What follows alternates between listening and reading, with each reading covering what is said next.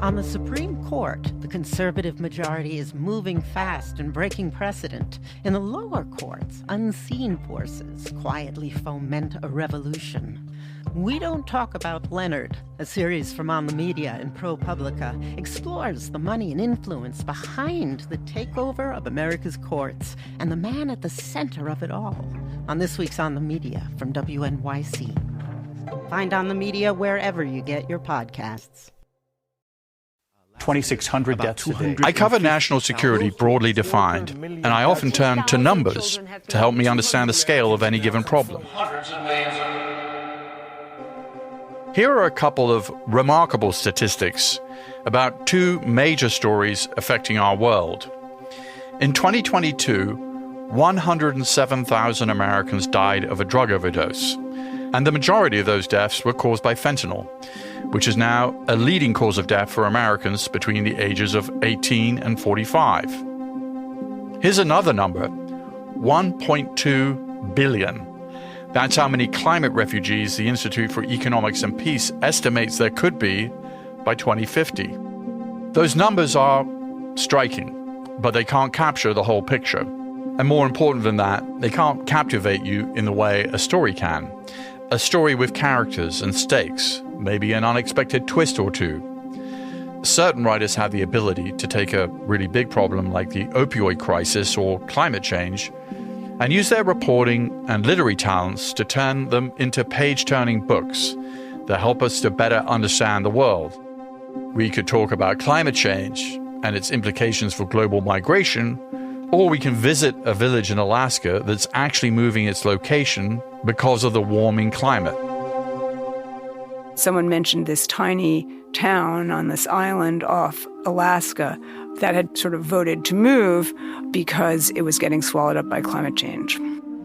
That's Elizabeth Kolbert, who's written a number of extremely compelling books on climate change.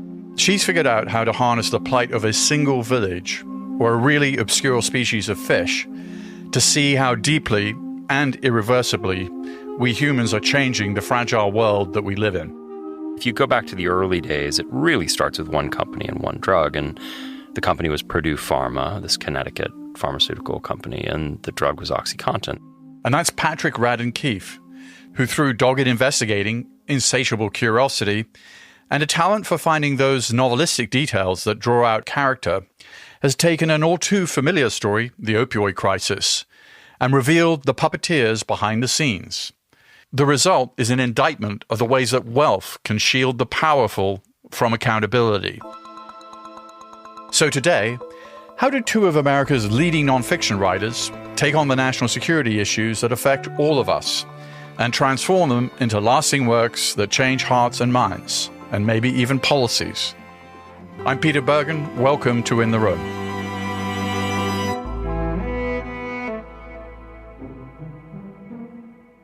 Patrick Radden Keefe specializes in a variety of reporting called the write-around, writing about a subject who isn't going to answer your calls, much less sit down with you for an interview. When it comes to national security, a great many subjects fall into this category. His first write-around was almost comically ambitious. He took on the National Security Agency, which for many years was known as the No Such Agency.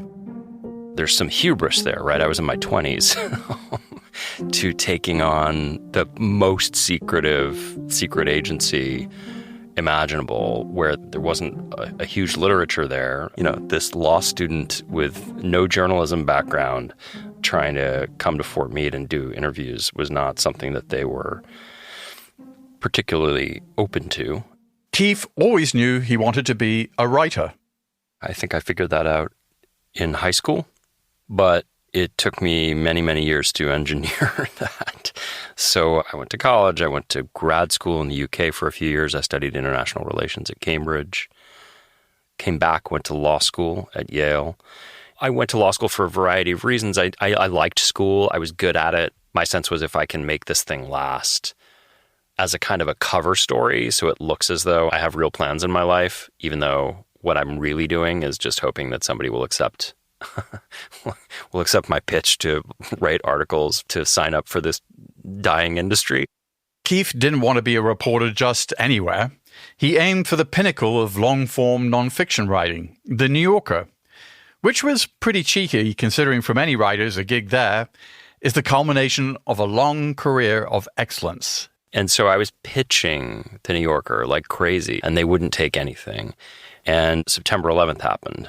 And I had done some graduate work in the UK looking at eavesdropping by intelligence agencies. So suddenly this kind of pretty obscure at the time thing that I had been interested in became much more germane overnight after 9/11. And then eventually what I did was pitched a book. And that was a book called Chatter that came out in 2005.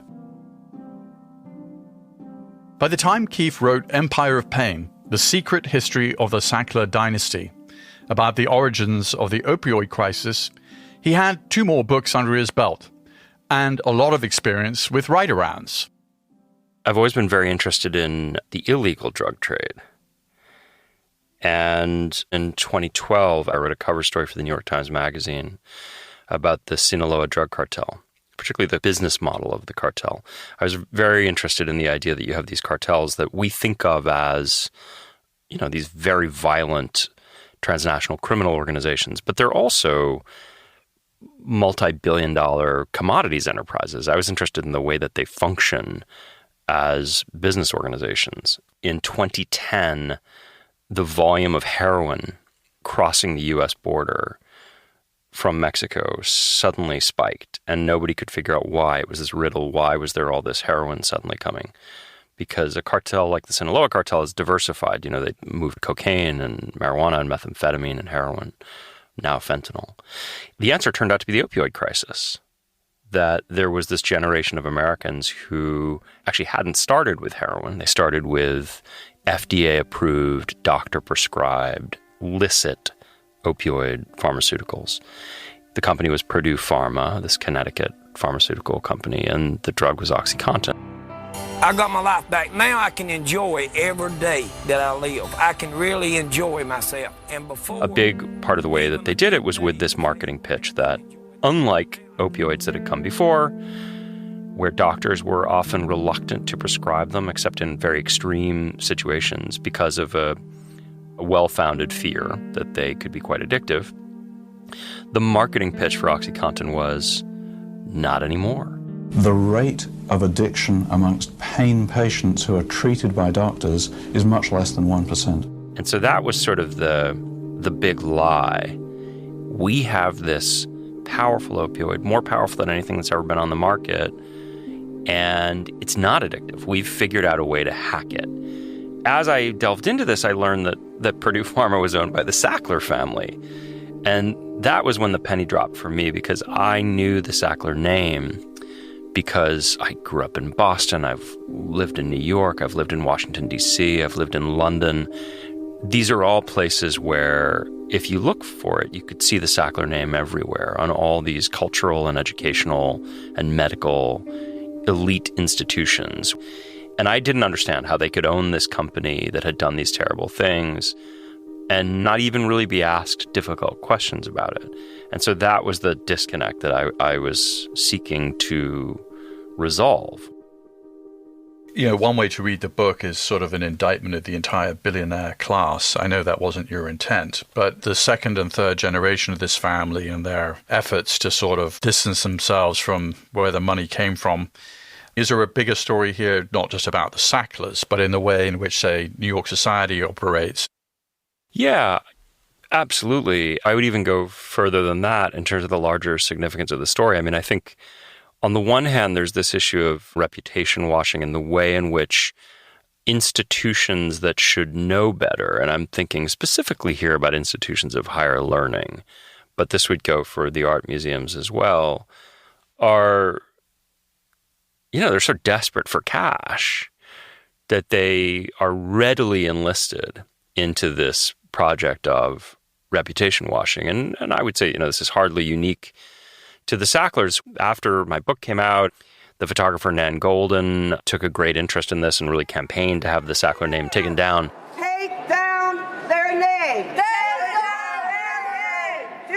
Here's how one media outlet covered those protests. In New York City, protesters took over the Guggenheim Museum Saturday night to call out the museum's relationship with the Sackler family, whose company, Purdue Pharma, produces the prescription painkiller OxyContin. And here's how Keefe, voicing the Empire of Pain audiobook, transports you to the scene on a chilly Saturday afternoon, following Nan Goldin into the Met. She was dressed in black from head to toe and wore a long black muffler around her neck and bright red lipstick, her crimson hair flopping down over her eyes. Once she was inside the museum, she made her way to the Sackler wing. She had not come alone. When she reached the hall, with its great wall of banked glass looking out onto the park, she blended into the throng of afternoon museum goers. But she was quietly coordinating with a group of 100 or so other people who had arrived incognito, just as she had. Suddenly, at 4 p.m., they started shouting, "Temple of Greed! Temple of Greed! Temple of Oxy! Temple of Oxy! Sacklers live! Sacklers live! Thousands live! The Sackler name has now been scrubbed from most of these institutions because they've been publicly shamed. But I do think that there is a sense in which they,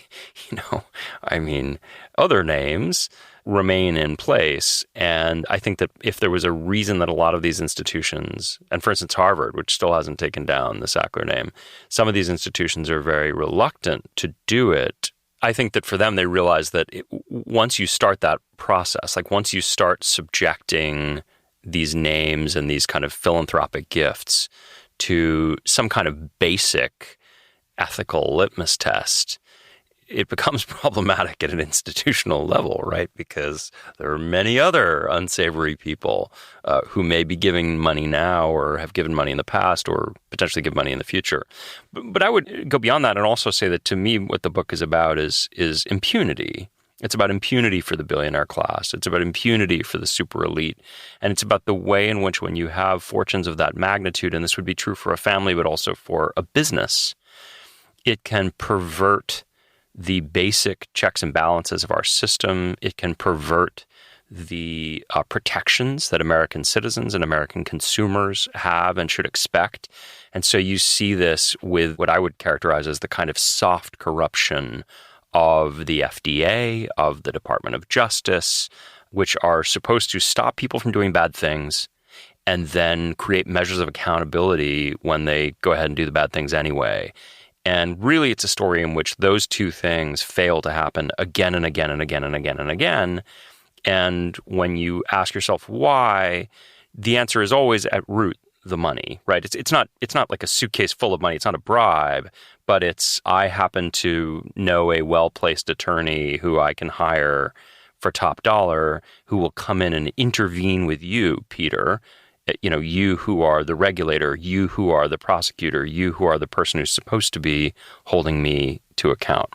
Why is it important for the Sacklers to have their names no longer be on these monuments to art or to science or to medicine? What's the importance of this symbolism? Is it merely symbolism or is it something deeper?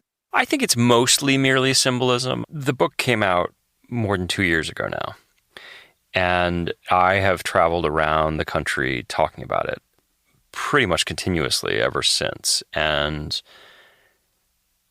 anytime I talk to a group of more than, 30 people, somebody in the room will come up to me afterwards and tell me about how they've lost a loved one.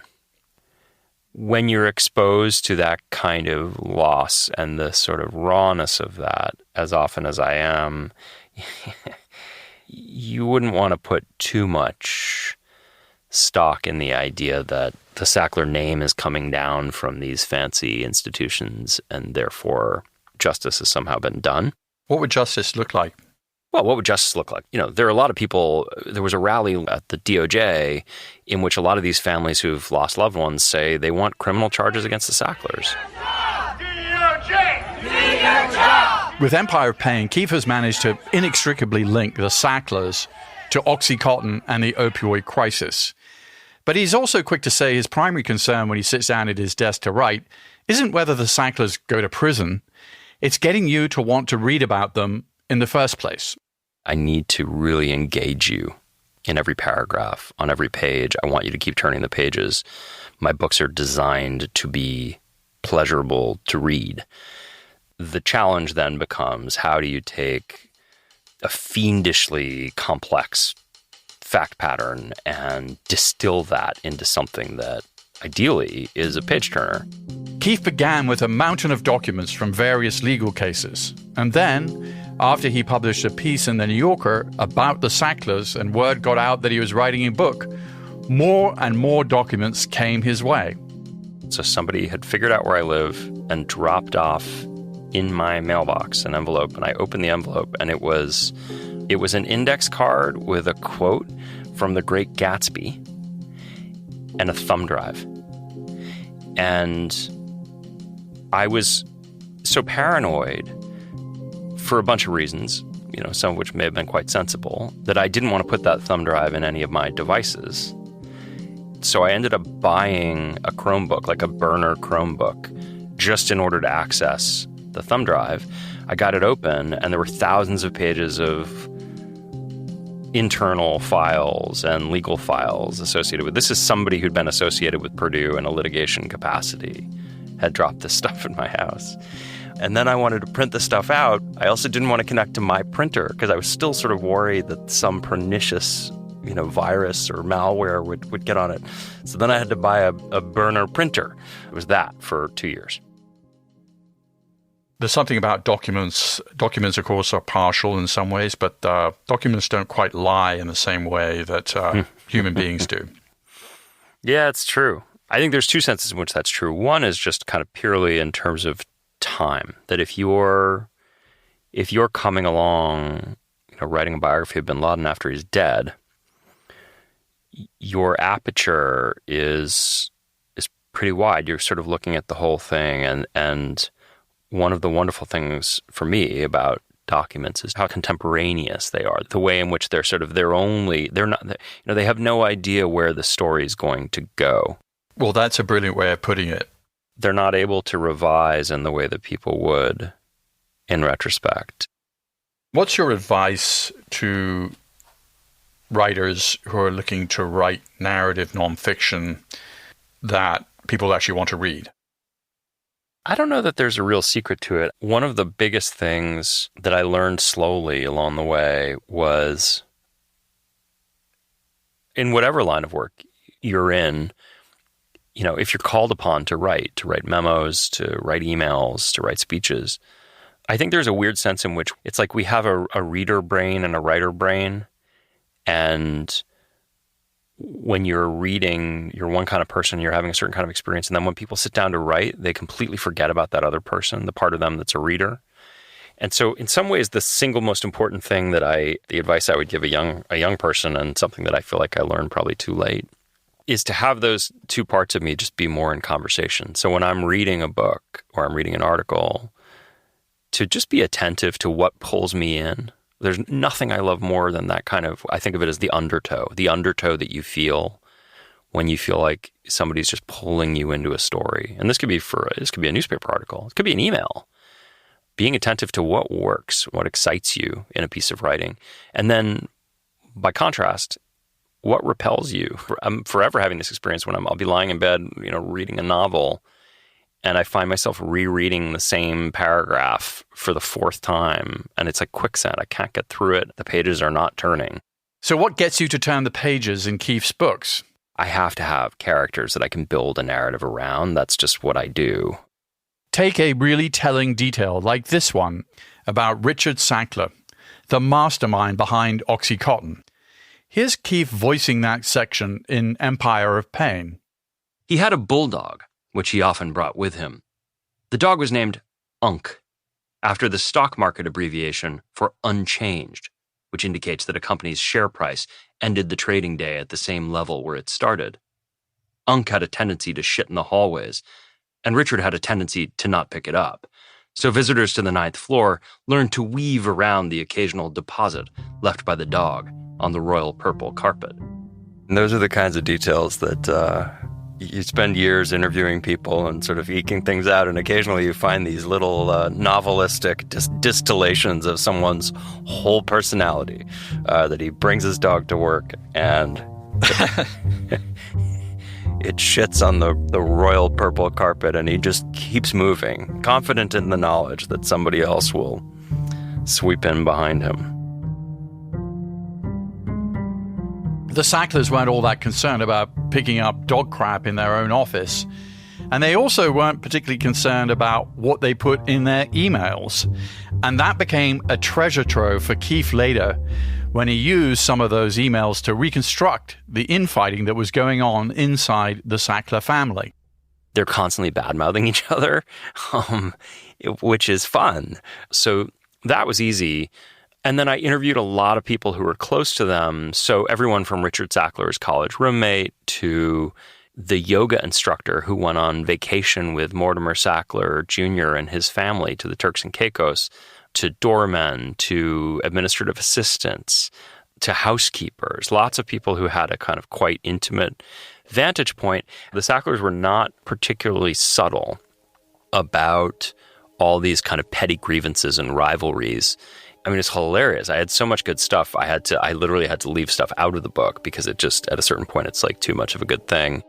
I'm interested in the lies that people tell themselves and each other, and the ways in which people use charisma to break the rules or bend the rules. I'm interested in the lines between what is licit and illicit and how permeable those lines are, the ways in which, I mean, just to give you an example from today, right? It's like Chapo Guzman is in prison for the rest of his life in a supermax, and the Sacklers are going to have to console themselves with only $6 billion and some social opprobrium.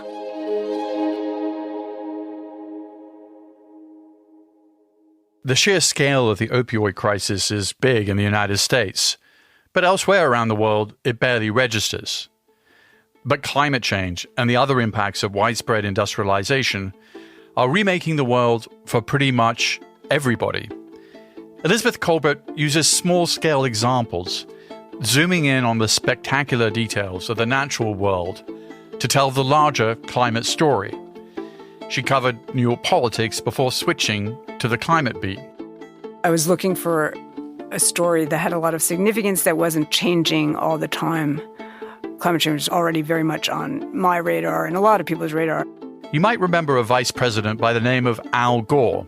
He was one of the first voices sounding an alarm about human-caused global warming. I only wish that the skeptics could change the facts, but they can't. The underlying facts are real, and the accumulation of greenhouse gases worldwide continues. I mean, it was a very big issue, although not one that was particularly well understood or being particularly well reported at that point.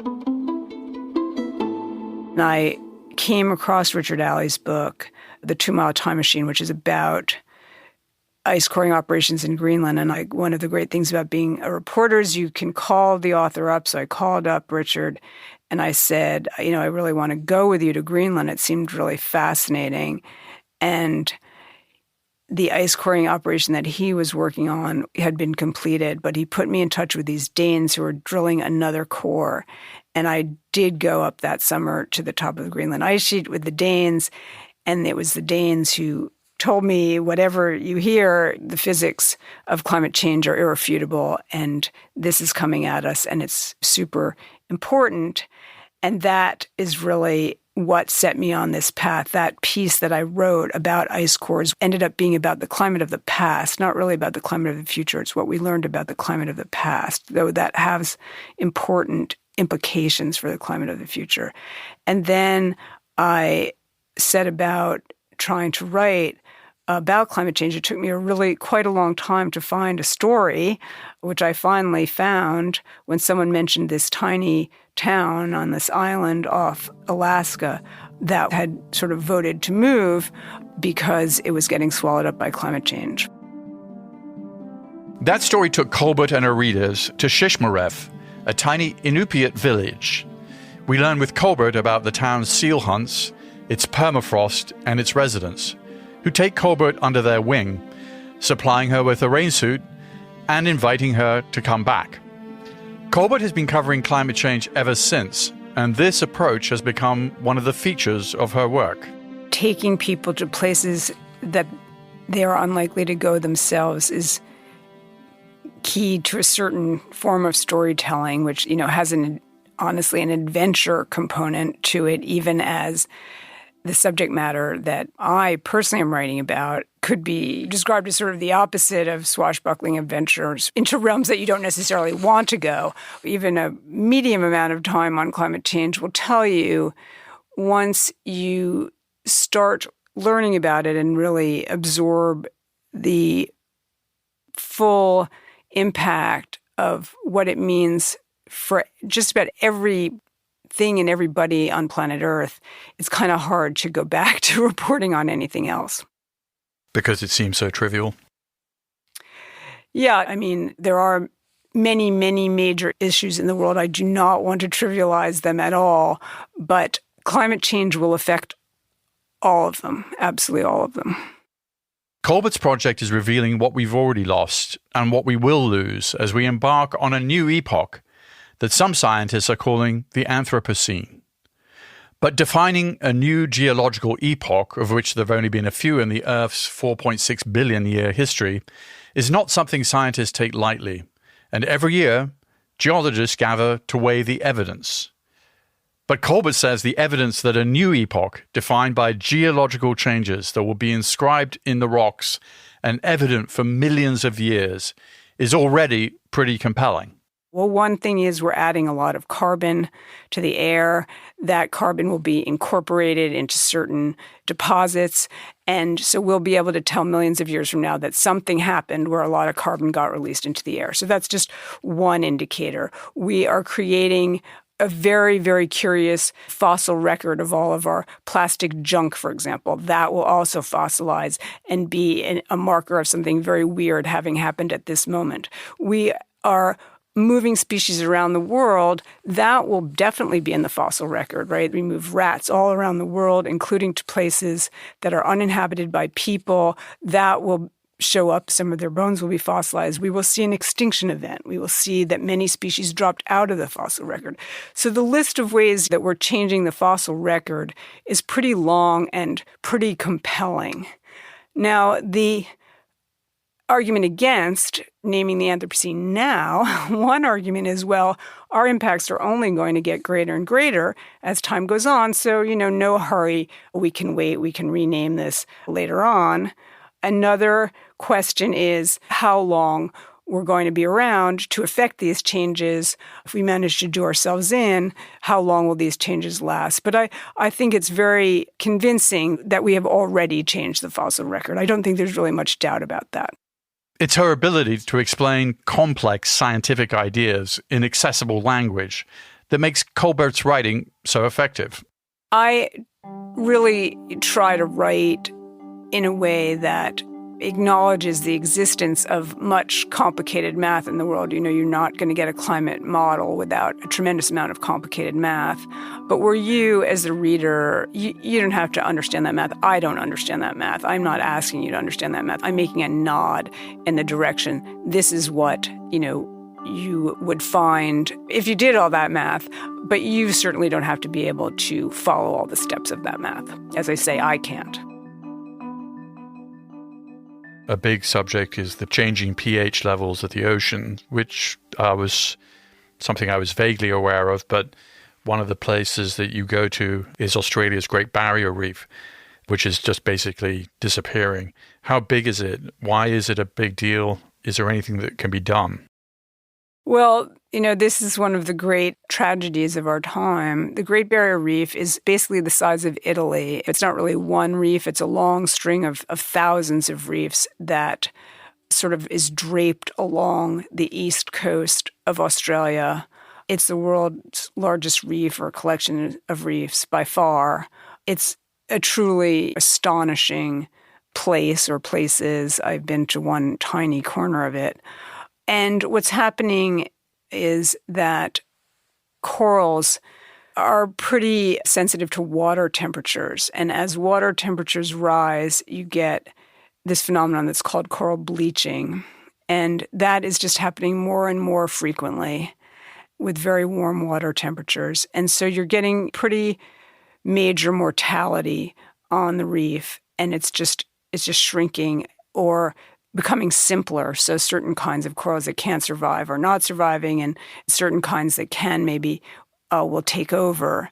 But the extraordinary complexity and diversity of the reef will disappear. And, people are trying to come up with all sorts of strategies for trying to protect some of the reef or regrow some of the reef. But I think that the bottom line is if water temperatures continue to increase and at the same time the chemistry of the oceans is also changing in ways that coral reefs don't like, the prognosis for reefs is pretty grim. And that has extraordinary consequences that we're just beginning to sort of understand. But a lot of marine life depends on coral reefs, and a lot of people depend on coral reefs. Well, I was surprised. I think in your book you say that the low-end estimate for the number of species dependent on reefs is like 1 million. The range of life that you can see, in one square yard on the reef is just extraordinary, even, sort of with a naked eye. And then when you crack open a piece of reef, many studies have been done like this, you see what's burrowed into it, what's eating away at it, tiny little creatures. So, 1 million species is, as you say, the low-end estimate. They're not all sort of macro species. They're not all fish. Some of them are tiny little guys, tiny little shrimp or whatever, but they are all dependent on a reef, and the tiny little guys are the food for the bigger guys. So, the whole ecosystem starts to unravel.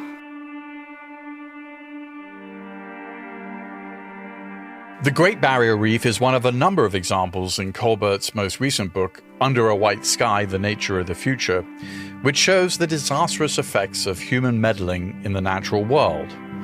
Take another example, the mighty Mississippi River, which has been redirected by the U.S. Army Corps of Engineers over the course of many decades to protect the city of New Orleans from floods. When the river followed its original path, it periodically flooded and deposited its sediment, a buildup of clay, sand, and silt. My wife is from Louisiana, and I'd been traveling there for a decade and a half. Until I read Under a White Sky, I didn't fully understand why so much of southern Louisiana is disappearing so fast. Because the Mississippi no longer floods naturally, it no longer is building up the sediments that composed much of southern Louisiana. To quote Kolbert, thanks to the intervention of engineers, there has been no spillover and hence no land building. The future of southern Louisiana has instead washed out to sea. By the end of her book, Kolbert has assembled a catalogue of examples that show just how inept we humans can be. When we try to solve one environmental problem, we often create new, more intractable problems. Finally, Kolbert examines a radical option that's on the table right now, by which we might intervene in the environment yet again, this time in the name of fighting climate change. The untested scientific field of solar geoengineering. Solar geoengineering is basically mimicking volcanoes. So when you get a major volcanic eruption, for example, Mount Pinatubo in 1991, you get a tremendous amount of sulfur dioxide that gets pushed all the way up into the stratosphere, and it forms these reflective droplets that sort of form this haze, this global haze that gets spread around the world on these stratospheric winds. And that creates these very beautiful sunsets that you get after big volcanic eruptions. And it also has a cooling effect temporarily because a certain amount of sunlight is bouncing off of those little reflective droplets back out towards space before it even hits the Earth. So you're getting less direct sunlight hitting the Earth. And after about a year or two, those little droplets fall out of the stratosphere and the effect wanes or disappears. But the idea behind solar geoengineering is, well, we could do that ourselves. We could do sort of fake volcanoes. We could pour something into the stratosphere. It could be sulfur. It could be some other compound that's very reflective. And we would then be reducing the amount of direct sunlight that hits the Earth. And we could, in that way, have a cooling effect to balance out potentially at least some of the warming effect that we're having. Do you think solar geoengineering might work in the future in a way that actually would really reduce global temperatures? And are there kind of unexpected or unanticipated problems with this approach that would come back and haunt us down the line? These are all questions that are hard to answer at this point. There's been a lot of modeling work done with computer simulations that do suggest that you could have a cooling effect. And also a lot of these studies suggest that the side effects of doing that would be less bad than the side effects of not doing it. Now, those are just computer simulations. There's been really virtually no actual experimental work in this field because it's so controversial. And I think, honestly, rightly so, that it's very controversial. It would be consciously, right now we're sort of inadvertently re-engineering the atmosphere, and it's having, terrible consequences. This would be quite consciously re-engineering the atmosphere, and it would almost certainly affect different parts of the world differently. So after you have a major volcanic eruption, you get these regionally different weather patterns. So you can see that even if potentially the global effect, net global effect, might be positive, the negative effect for certain parts of the world could be very, very serious. And you can see the possibilities for global conflict over this. And there are simply also a lot of, there are the known unknowns and there are the unknown unknowns. Messing with the stratosphere is something that, one should not do lightly. Let's just put it that way.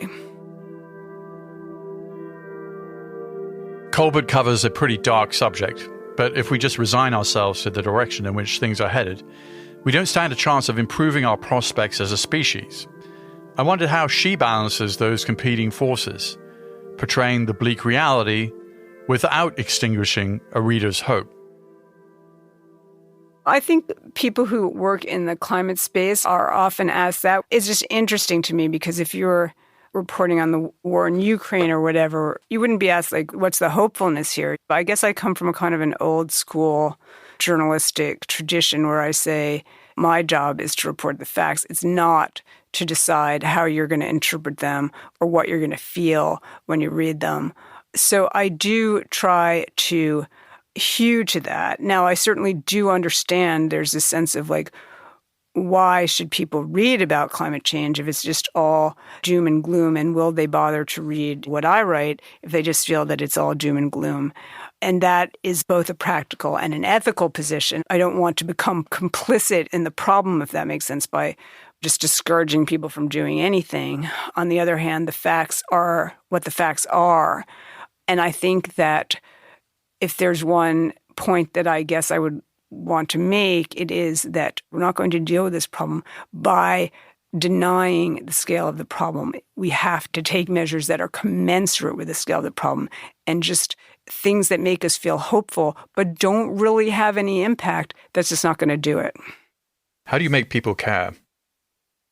Well, I think people do actually care about other species. Lots of us have pets of various sorts. People are bird watchers and people are plant lovers and people are very interested in other species, even if they are simultaneously doing things that are very destructive to other species. People care about their kids. I think that's pretty universal. What we are doing right now to the planet will have repercussions that will last for all intents and purposes forever. We are really narrowing down the range of choices that our kids will have. We are guaranteeing them some very, very, very hard times. I think that people care about themselves.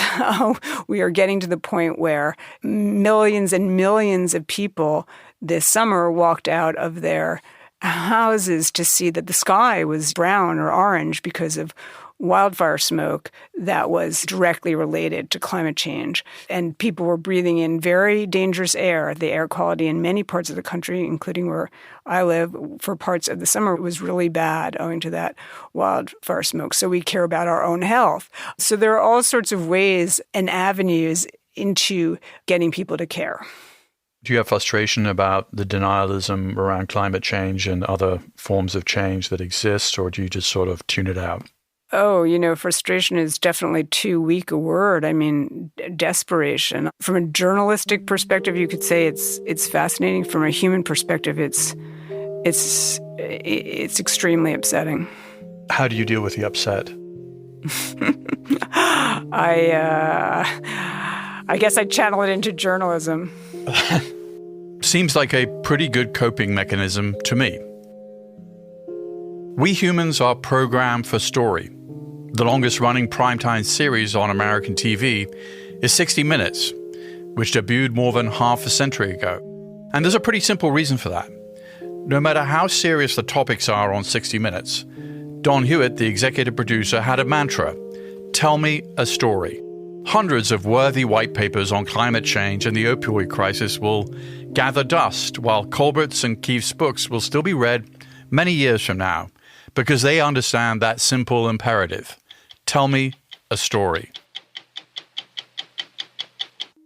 To me, narrative is everything. I don't even know how conscious it is, but I grew up in a family of storytellers, and particularly on my father's side, it's a big Irish-American family, and we'd get together for Thanksgiving or Easter, and then at a certain point there'd be 10 or 12 people around a table, and there's a particular uncle who's retelling a story that we've all heard 100 times, but there's a kind of satisfaction in the retelling. There's a sort of ritual aspect of it, a kind of oral tradition.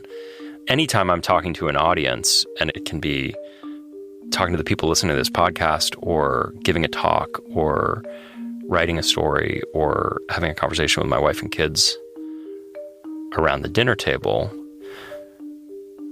I'm always leaning into the narrative features of whatever it is that we're talking about, because to me, those are the most compelling. And I don't know if that's just our vanity as people, but I do think that a narrative about people remains, I think, a pretty unparalleled delivery device for complex information.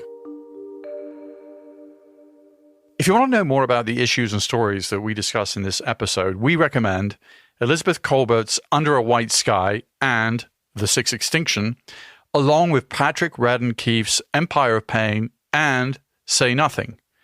You can find all of those titles on Audible. In the Room with Peter Bergen is an Audible original, produced by Audible Studios and Fresh Produce Media. This episode was produced by Laura Tillman with help from Luke Cregan. Our executive producer is Alison Craiglow. Katie McMurran is our technical director. Our staff also includes Alexandra Salomon, Eric German, Holly DeMuth, Sandy Malera, and JP Swenson. Theme music is by Joel Picard. Our executive producers for Fresh Produce Media are Colin Moore, Jason Ross, and Joe Killian. Our head of development is Julian Ambler. Our head of production is Eleanor Bavietz. Eliza Lambert is our supervising producer. Maureen Traynor is our head of operations. Our production manager is Hermenio Ochoa. Our production coordinator is Henry Koch. And our delivery coordinator is Ana Paula Martinez. Audible's chief content officer is Rachel Giazza. Head of content acquisition and development and partnerships, Pat Shah. Special thanks to Marlon Calby, Alison Weber, and Vanessa Harris. Copyright 2023 by Audible Originals, LLC.